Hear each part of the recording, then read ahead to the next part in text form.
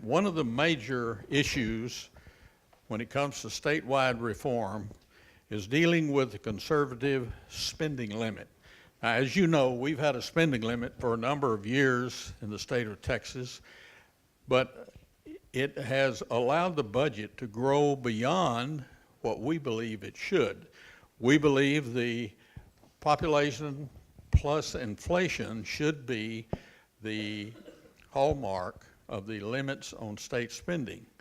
And if you look over the last several years, you could see that we've outdone by about $28 billion population plus inflation. If you had that in place and it had been adhered to, there would be substantially fewer dollars that you would have to pay, meaning money in your pocket, and we believe that's important. To make that point, the last two sessions, the legislature, even though their spending limit in the Constitution and statute has not been that, but they have stayed below population inflation and took care of the needs of the state of Texas. Another important issue that we'll be discussing is paycheck protection. The question that I have is, why should government, with your tax dollars, collect dues for unions? We're not saying unions shouldn't exist. We're just saying your taxpayer dollars should not be going to the collection of those dues. Let the unions collect their own dues. Mail ballot fraud. That's another issue that we believe should be brought into check. Now, cracking down on mail-in ballot fraud is an important issue. That's the one area that has not been adequately addressed in this state and over the last several years, and we'll be talking about that this afternoon. We have our panelists before you. We'll start with Representative Goldman, won election to serve his first term as a Texas state representative November of 2012. Before taking office, he had a career in both business and political fields, a Bachelor of Arts degree from the University of Texas in Austin, and deals in real estate investment companies. We have in Senator Hughes, serving his first term in the Texas Senate, previously Representative District 5 in the Texas House of Representatives. He's had a number of awards for work, including the Taxpayer Champion Award from Texas for Fiscal Responsibility, Horizon Award for the Texas Right to Life. Senator Hancock served 3 terms in the Texas House of Representatives. The Texas Conservative Coalition, National Coalition for Capital, and the Texas Conservative Roundtable have acknowledged him for his efforts in promoting fiscal responsibility.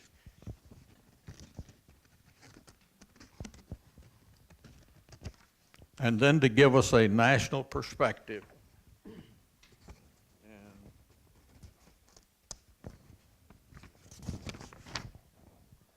Fine motor skills must be leaving me. We have Patrick Gleason, Director of the State Affairs at the Americans for Tax Reform, where he has worked since 2010. Patrick, I thought you'd been around forever. I didn't know it'd just been since 2010, but also a contributor to Forbes and a senior fellow in the Beacon Center of Tennessee, graduate of North Carolina State University. We'd like to start, if we may, with Representative Goldman. All right, well, thank you, Talmadge, and thank all y'all for being here and having me here today. Great to be amongst friends at TPPF. Senator Hancock and I'll go right into the issues that we're dealing with, mainly the mail-in ballot fraud bill. Very unique way the governor has laid out this special session and laid out the calls of the special session. He could have put one item on the special session, could have put 100. He put 20 that asked us to focus on in the 30-day period, as we all know. But they did something, he and his office have done something more unique that I've never seen before. I was part of 3 special sessions, my first session. But this is kind of very unique. He's basically creating the conference committees, or asking the conference committees be created prior to the bills even being filed. So when We have a really good one. so we have a really good one. Yeah. That's why I'm speaking about it. Yeah. As you can see, Senator Hancock and I are going to have a great time working on this piece of legislation. But they called us and asked us to focus on the mail-in ballot fraud and author the mail-in ballot fraud bill, mainly because it's such a major issue up in North Texas in our backyards. We have may or may not have an ongoing investigation in Tarrant County, since the Attorney General's office cannot speak about ongoing investigations. When you ask them if there is one going on, they say we can't speak about ongoing investigations, so they can't tell you if that's happening. But there definitely is something happening in Dallas County with an indictment coming down just last week. That gentleman who was indicted went on the run, and they just found him in the last few days. So there's no doubt there's an issue. There's no doubt that there's a problem that hopefully, and Mike Schofield's in the back room, he's done a heck of a lot of work on this in the last, this past session and sessions before, as has Chairwoman Lautenberg. But this time period really gives us a unique amount of time for Senator Hancock and I to talk, our offices to talk, and really craft the most perfect legislation we can in working with the Governor's office, Attorney General's office, and Secretary of State's office. So we can get more into the details of it as we get into it further, but I'm really thrilled to be a part of it, and look forward to answering any of the questions as we move forward. Thank you. Thank you. Next we'll go to Senator Hughes. Thank you, Mr. Chairman. I had the privilege of serving in the House back in 2003 when you chaired the Appropriations Committee and led us in all of those long overdue and much needed reforms. And thank you again for all you've done, all you're doing now. We're very thankful for the work of TPPF, and I'm honored to be involved today. As I look around the room, I see a lot of folks who've been fighting the fights and have been working in the trenches, laboring in the vineyards, we might say, for a lot longer than I have. And so thank you. This matters. You know this, you wouldn't be here. We know also there are other places you could have been today, so thank you for investing your time and resources in something like this. And so payroll protection, paycheck protection. We think about public sector unions. Now, we're very thankful for our public employees at every level here in Texas, whether they're state, county, local, political subdivision like school districts, water districts. We have hardworking public servants we're thankful for, and they're free to join whatever organization they choose. No one is trying to limit that. I think we all agree, though, or most of us would certainly agree, that the government should not be in the business of collecting the dues and remitting the dues. If there were any question about what Texans thought about this, those were kind of laid to rest last year. Some of us will recall on our ballot in 2016, those of us that voted in the Republican primary, you don't have to raise your hands, but in the Republican primary, 2016, this issue was put forth and 83% responded and said, we want to end the practice of union dues collection out of payroll for public employees. That's what the bill's about. It's very simple. It's going to involve well over 1 million public employees. Now, some folks say we're targeting this group or that group.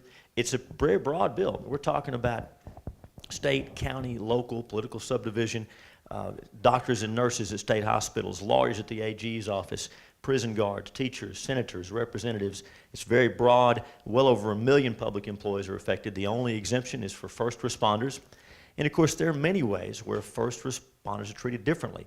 They have a more generous retirement system. They have different death benefits, different workers' comp. So it's not unusual for first responders to be treated differently. But with that one exception, we're talking about state, county, local workers, again, well over 1 million. They're free to join whatever they want to, but the government won't be involved anymore in the collecting and remitting of those dues. There are all kinds of stories about at some employers, some public employers, where when new hires come in to do all their paperwork, and they'll have reps there from certain unions to encourage them to participate. And we don't know exactly what goes on, but there's nothing wrong with getting the government out of this process and letting people choose. Unions are free to associate. In Texas, we're a right-to-work state, right? You can't be compelled to join a union, but you are free to. When I was going to college, working my way through school, I worked for UPS. I was a member of the Teamsters Union, and I signed the paper to join that. And it was a voluntary choice I made. I'm not a member anymore, haven't been for a long time. And so these are, that Op Research missed that when I ran the first few times. I know. Figure it's safe now. I figure it's safe now. Yeah, I figure it's safe now. And so the point is, these are folks, isn't that great? They can join whatever they want to, but the government's going to be out of the process. And so we think it makes sense. It's long overdue. And let me just say this. Public sector unions generally have an important role to play. We can see when power becomes too great and they become too entrenched. Look at California. Look at New York. We always bring out California in the parade of the horribles. But in this case in particular, we really do, right? We really do. It's a beautiful place, and the politicians have about ruined it. But in particular, the public sector unions and the relationship they have with the government there is really what is helping to doom that state and to doom that state's economy. So this is a reasonable bill. It got through the Senate this past session. We're optimistic. Representative Isaac is working hard on this. He's respected, well-liked, conservative guy. He's carrying the House companion. And we're optimistic about getting this bill passed. It's good policy. It applies across the board. And we just thank you for your support as the bill moves forward. Thanks for having me.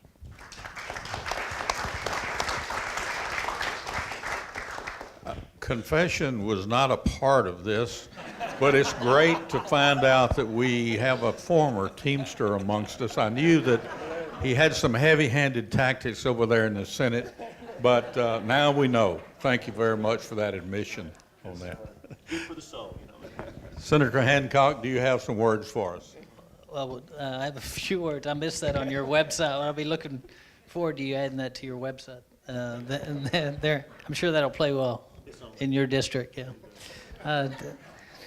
We talk about in various groups, and we talked about specifically as elected officials all the time about the limited growth of government. And the limited growth in government is in many facets. I mean, sometimes that's on a regulatory environment, but in other areas.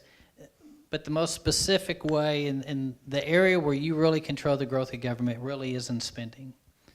And while we've had a spending cap in the state, it was passed a long time ago before conservatives were in charge of leadership positions throughout the state. And I would tell you that the most significant piece in our spending limits at the state level today is not the limit that we have in place in the numbers based on economic growth and population. It's the pay-as-you-go limit. And the pay-as-you-go limit has been more of an impact on controlling the growth of government than the current spending cap.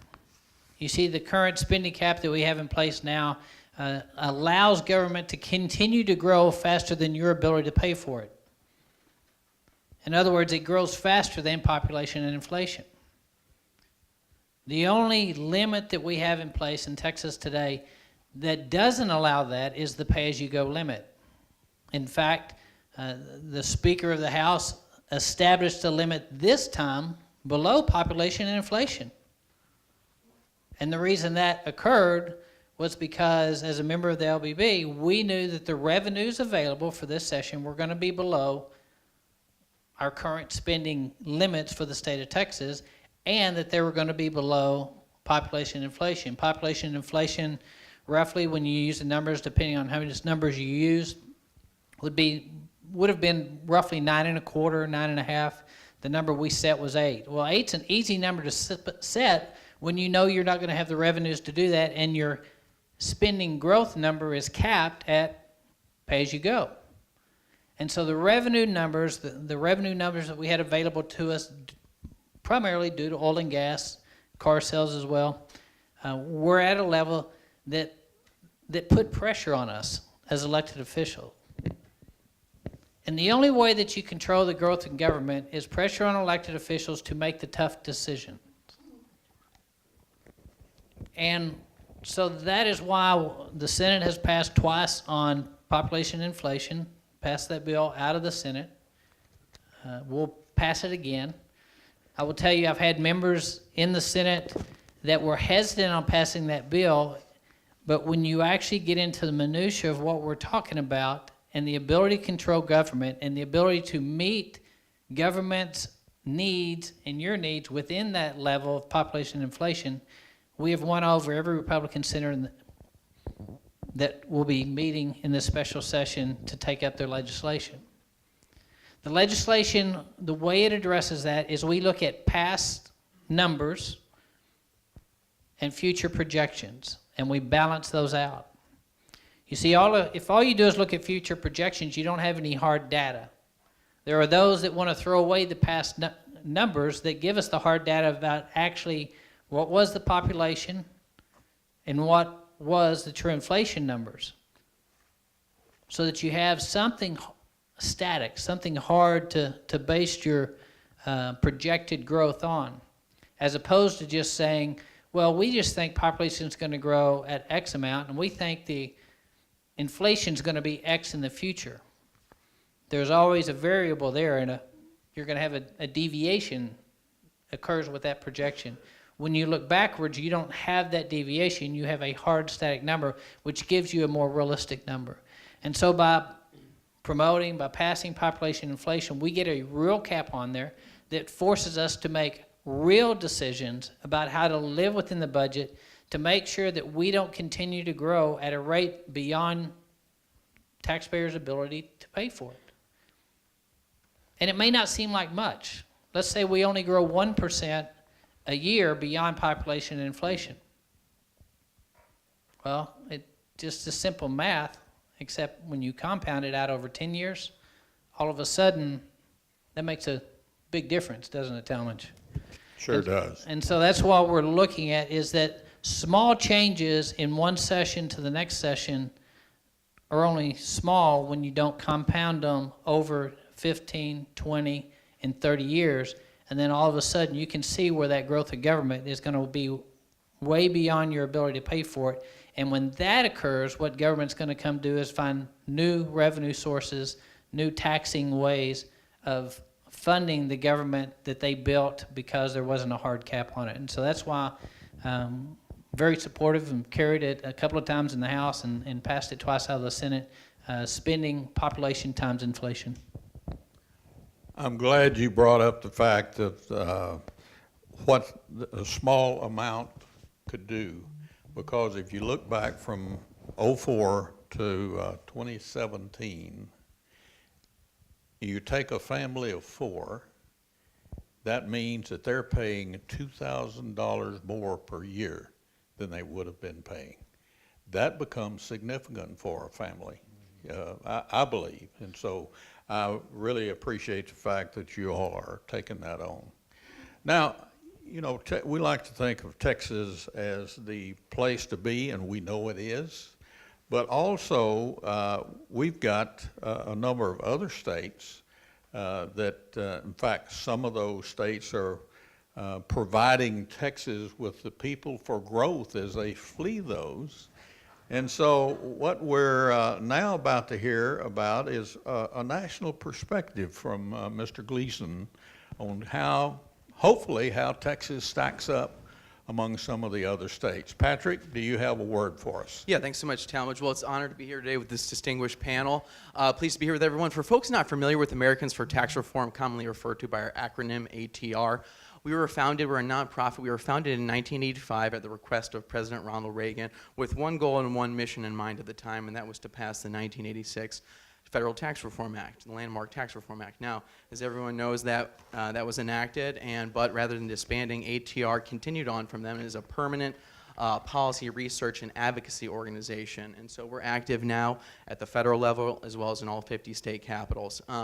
And we're known for our work on tax and budget issues, but we get involved in a host of other issue areas: energy, tech, telecom, labor policy, education reform, a host of other issue areas. And I head up our state government affairs department. So while I'm unfortunately based in DC, apologies, I spend most of my time, fortunately, in state capitals outside the Beltway, where the real things are happening. And one thing we see when we are working in states trying to advance good policy reforms, it's much easier to advance those and get those passed at the state level when another state has served as a model, and it's not just a conceptual thing, an idea you're taking to me and say, actually, this state did that and it worked great and here's been the results.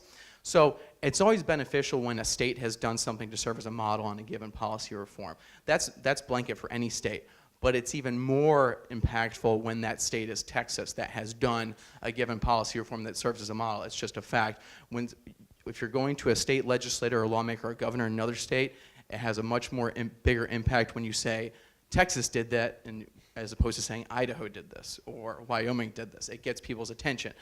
And so my point is the policy reforms that you take up in this state that you have enacted over history and all you guys are going to take up this special session, it's very much important to this state's economy, to the people, individuals, families, and employers who reside in this state. It's very important, obviously. But it's also, more so than in any other state, reverberates beyond your borders, has impact beyond your borders, affects what happens in other states, affects what happens nationally. More so than any other state, Texas, you have that dynamic. So will you guys take up, whether it's reining in unsustainable growth in property tax burdens or the need to expand school choice or to get government out of the union dues collection business? Yes, that's important for Texas's own right, but it also has a national impact because that's how important this state is and what happens here. And I'll highlight a couple examples that underscore this. Criminal justice reform, looking for alternatives to incarceration for nonviolent offenders, keeps communities together, keeps people employable, keeps families together, saves taxpayer dollars, which is where ATR has come in and advocating for these.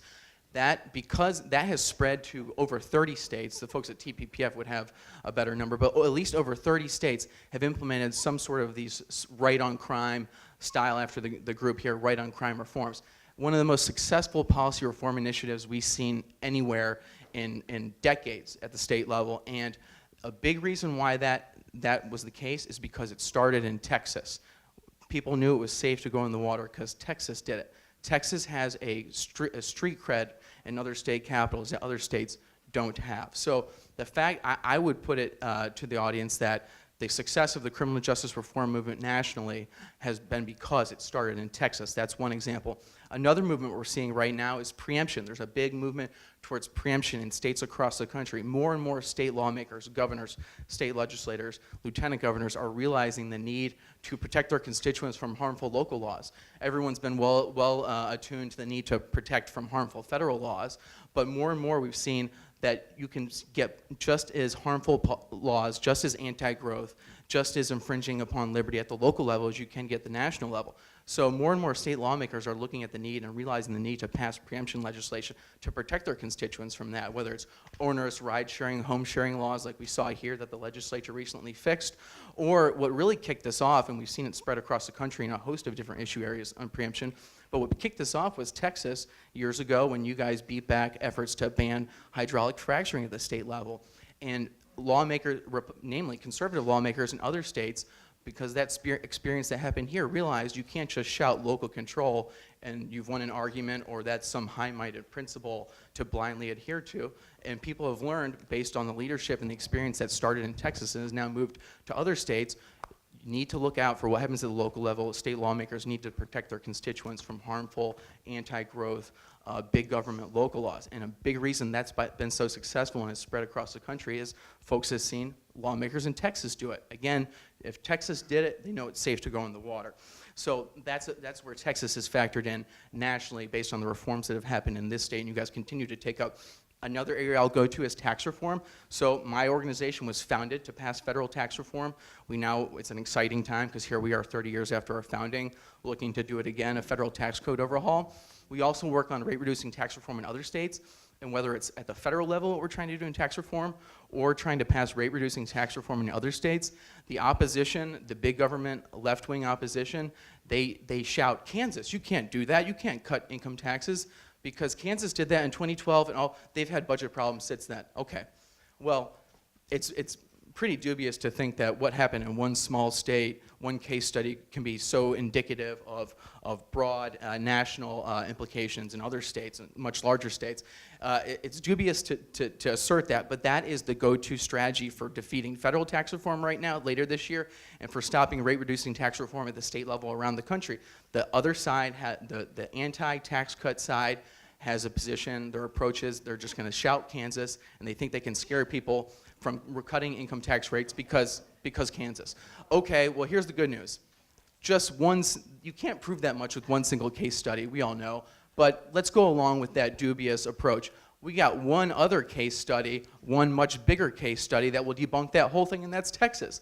Not only is cutting income taxes okay, so long as you keep spending in check, Texas has no income tax, as you all know, and has been blowing the rest of the country away in terms of economic growth and job creation. I mean, heck, towards the end, just after the Great Recession, if it wasn't for Texas, we wouldn't have had net job growth nationally for a period there. So Texas, you guys, your one experience here completely blows away the opposition to tax reform's entire strategy, which is just to point to Kansas, because we can just point to Texas and say, no, actually, you can cut income taxes, you can have no income tax, you can pass rate-reducing tax reform and do just fine, so long as you keep spending in check like Texas has, which with its second in a row biennial conservative Texas budget, keeping spending below the rate of population and growth and inflation, which Kansas did not do. So again, Texas, what you've done here, policy reforms that you've enacted, the policies you adhere to and institute, has an impact in this state, but also has a greater national reach and implications. Those are a couple examples, but again, I'll leave you with, it cuts both ways, is what I'll leave you with, is that just because when you say Texas did it, it makes lawmakers in other states, their ears perk up, they're more inclined to listen to you and entertain the thought of the policy reform you take into them. That said, it cuts both ways. So example I'll give to you, the one tax, or aside from property taxes, the tax here that a lot of folks don't like, the margins tax, the dreaded margins tax. Nevada, a couple years ago, when there was a campaign to pass that, both legislatively and then on the ballot, the pro-gross receipts, pro-margin tax campaign, they had only one talking point. It was, Texas has one, and look at them, they're great.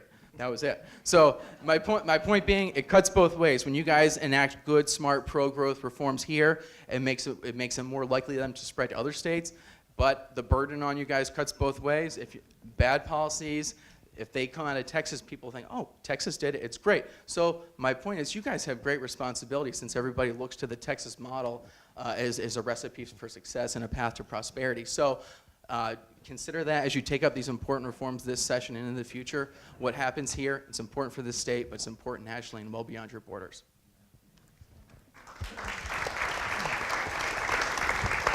Mr. Chairman? Thank you very much. And yes, sir. Can I just, and that was, thank you for that excellent overview of how things are going. And I'm sure you've thought of this, but the next time they raise the argument against income tax reform, just tell them we're not in Kansas anymore. Try that. I'll have to do that one. Okay, I'll thanks. keep that one in mind. And to the credit of our panel, both in the House and the Senate, last session they made a very significant reduction in the margin tax, or the state franchise tax, and we believe within the next 2 sessions they will have made it go away, which will make it even better, and we believe a greater attraction for jobs, and we'll see even more growth there. Now we come to the time where you get a chance to ask questions, and do we have a roving mic that we're going to be using? All right, so we have mics here at the corner, or at the aisle over here, and over here. Would somebody come and bring those up and put them in a prominent place for me? All right, now I'm going to ask you to ask a question, not make a speech, so that we can get more questions in as we get and come to the mic to ask your questions, so that we'll have that recorded. We have a question here. Would you please go to a mic and ask your question? My question is on voting integrity. The call right now calls for looking at mail-in ballot voting fraud, but we've had multiple legislations for many sessions looking at the total picture. Why can't we fix the complete voting fraud problem? Things like paper audit trail for electronic voting is a serious problem, and having actual penalties for unelected bureaucrats who hand out the waivers. So can you expand, or is there any reason why you can't expand your task to fix the complete problem? Well, first of all, you can't expand it because you have to stay within the item on the call. So you can ask the governor to expand the call item, but right now this is the only call item he's put out, is to talk about the mail-in ballot fraud issue. So what are we going to do in that? So we're going to hopefully increase the penalties. As we've seen in Tarrant County, vote harvesting has been going on, where people have asked mainly elderly residents to sign up for petitions they don't know they're signing for, sign up for mail-in ballots they don't know they're signing up for, tracking they know when the ballots go out in the mail, and then they're going through their mailboxes, taking the ballots out, filling them out for them, and signing their fake signatures on there. Right now, if you do that sort of thing, basically it's a slap on the wrist. So we're hoping to increase that penalty to make it a fraud. To make it a felony if you participate in that.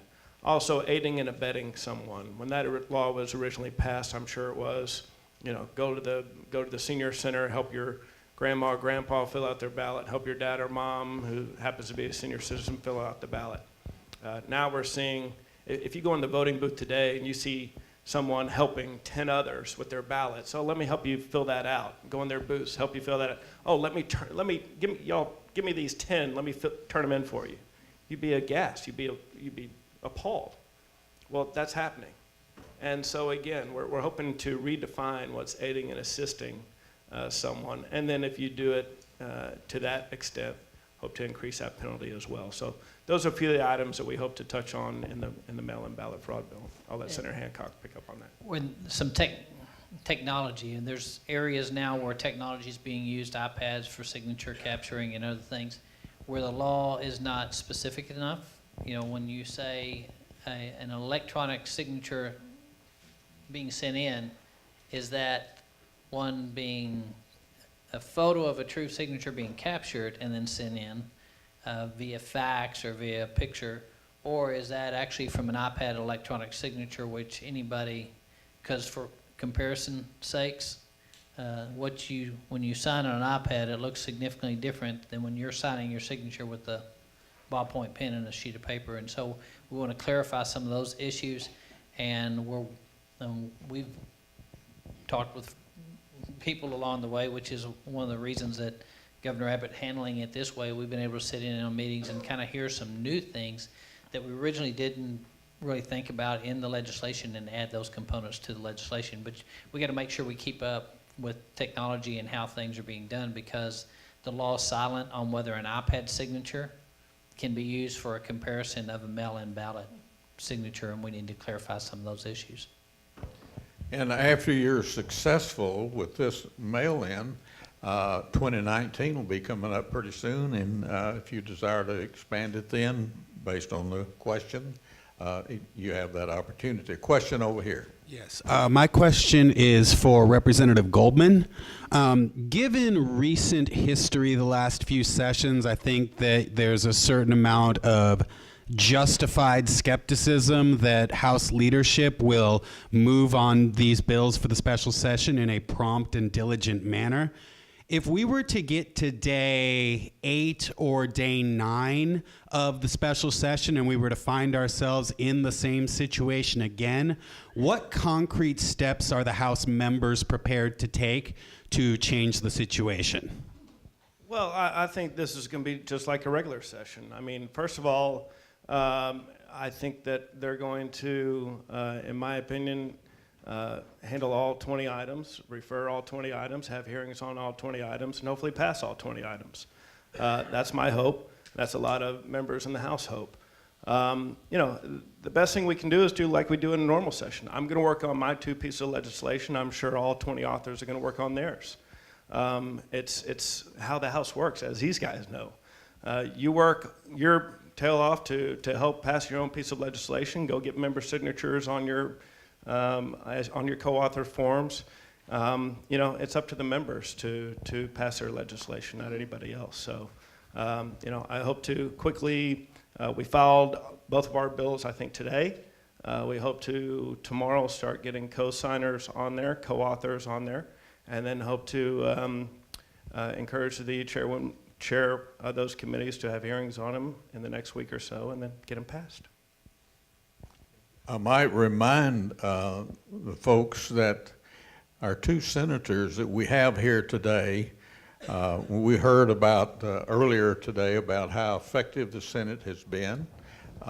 They got their training in the House. So that's the reason they're effective over there in the Senate, because of that House training on that. Do we? And they don't hold back giving us advice either sometimes, too. Well, when I was in the House, yeah. Any other questions?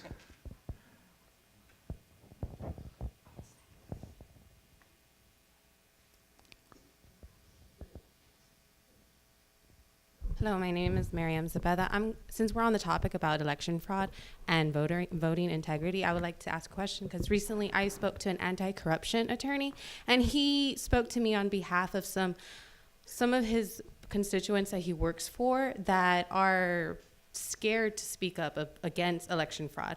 And he was asking that what type of legislation can we promise, or what type of promises can we promise these people that speak against organized practices again on election fraud. And it's because mostly we focus on prosecuting and penalizing those. Well, and that's a great point. And obviously, we want to encourage people to speak out for it when they see it. If you see something, say something. But in my opinion, if we increase the penalty, if we make it a felony that you assist people or you vote harvest, if you know you're going to jail if you get prosecuted for it, like I said earlier, right now it's a slap in the wrist. And so people aren't scared to go aid and abet and break the law. So if we increase the penalty, hopefully, in my mind, that'll help stop what's going on. Thank you. Other questions? Yep. Well, I hate to put the burden on you, but we need to record it if you would, right? I'm just curious. I don't know if this Speak into the mic, please. My name is Carol Cohen, and I'd like to know, I'm sure this may not be the right group, but I'm concerned for my children who are all grown, and I'd like to know if you could sort of funnel my question when you go into the session about the grid.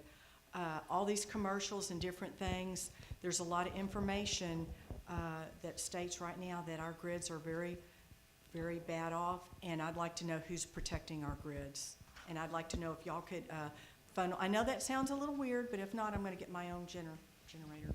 I want to. Okay, Well, thank we wouldn't have lights. These guys over here know it's very serious, sir. Thank you.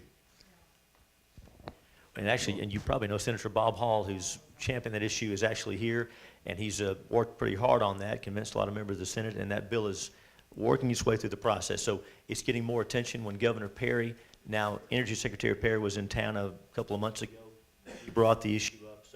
So yes, ma'am, so we're listening. Your voice is being heard. Senator Hall is here. I'm sure he'd visit with you afterwards. I don't want to put words in his mouth, but he's a pretty friendly guy. He likes to visit. He can tell you more about it. But yes, ma'am, Senator Bob Hall's filed that legislation. And, Mr. Chairman, may I, this is not my please. topic, but on the lady with a great question about folks being afraid to report voter fraud. And this has been an issue. Over the years, it's been difficult to prove. We see evidence of it, but getting someone to swear out an affidavit, finding a way to prove it, it's been a problem. And many times, I'm just going to say the national media, they just ignore it. How many of us have heard people say, oh, there is no voter fraud, it's just a myth? You've heard that before. Governor Abbott reminded us when we met with him last week, when he was Attorney General, he prosecuted dozens of cases. When he was Attorney General, it happens, we know it happens. And so, yes, ma'am, making it easier for folks to report it is essential, so we can know, so folks aren't afraid. They'll let us know what's really happening. I'm glad you brought it up. And the most difficult part of actually getting someone is that you don't know even if they're using the right name. And so the individual in Dallas that they actually found who was on the run, the whole time they were looking for him, they really didn't know if he was really someone, or that just used the name, right? That this was just this ghost. And so, I mean, that is the difficult that you have, is when you're making these requests and turn them in, the name that you have may not even be the individual's name. They may be using a fictitious name. But I think you bring up a good point, and, if there's that concern, I think it'd be worth talking with those individuals to find out what type of threats they're being placed under, so that we know how to provide that protection. Question here. Thanks, sir. Senator, you brought up a great point of how do you turn around and get the right message out? And I would hope that that would be part of this special legislative session. I could just see the negative press that would come out of you guys are anti-unions, you know, on that particular issue. So is there a mechanism you have? Is it going to really rely on the governor to get the word out afterwards of, here's what we did, it was not anti-union at all, these are the reasons we took these steps? Because I do fear that negative press that could come out. Thank you. Thank you. It's a tremendous question, not just on this matter, but all the bills, all the conservative reforms we try and move, right? And heaven forbid I bring up the president's Twitter, but let's talk about the president's Twitter. Some of the stuff he puts out I don't like all that much, but I think we all enjoy the fact that he can bypass the traditional media and go right to the folks. President Reagan was able to do that without Twitter. We know that. Peggy Venable served him when she was a mere child. She knows that. And he sort of set the standard for that, and we're finding our way again. And so, again, it's a huge challenge for all of us because, bless their hearts, for whatever reason, at the national level, the media is not always fair in getting the word out about what we're doing. I'm trying to be gracious. Thank you very much.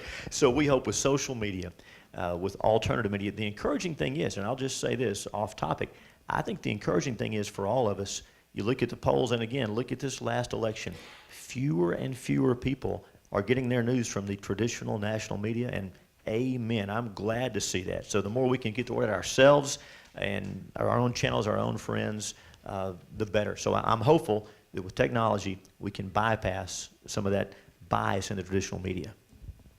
Thank you for that question. Well, we have come to the time where we must close the panel. Sorry.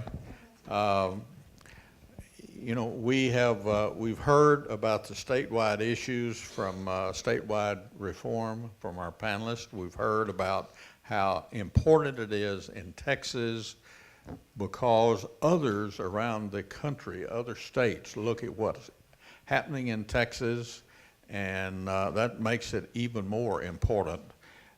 We're looking forward to these issues being accomplished in the special session.